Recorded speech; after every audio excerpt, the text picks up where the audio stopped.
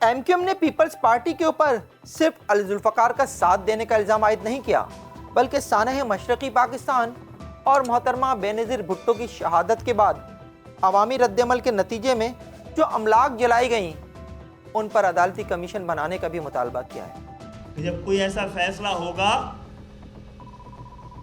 तो पीआईए के जहाज़ के अगवे के फैसले में भी किसी आला क़यादतों के बारे में कोई कमीशन कायम किया जाएगा। सानह मशरिकी पाकिस्तान के बारे में भी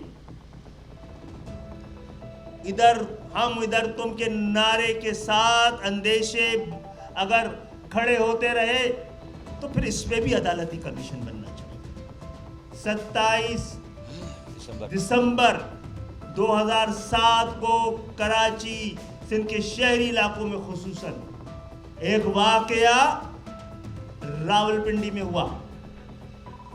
नजर आतिश, दुकानें और मकान नहीं, अब लोग, टायर नहीं जलाए गए एहतजाज में, लोग जला दिए गए।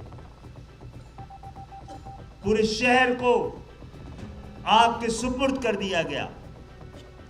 इसके लिए भी किसी सियासी क़यादत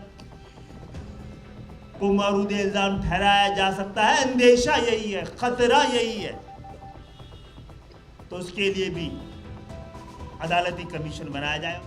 एमक्यूएम ने फैसला सुनाने वाले जज जस्टिस के आगा पर भी बहुत ज़्यादा तनकीद की है, और ऐसी तनकीद माजी में कभी एमक्यूएम की जानिब से देखने में नहीं आई।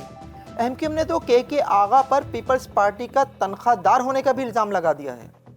ऐसे लोगों को चुने जिनसे कि इंसाफ की तवक्को रखी जा सके, जिनके किए गए इंसाफ काबिल कबूल हों, जिनके बैकग्राउंड में किसी सियासी क़यादत के तनख्वाहदार होने का खदशा, अंदेशा और इल्ज़ाम ना हो।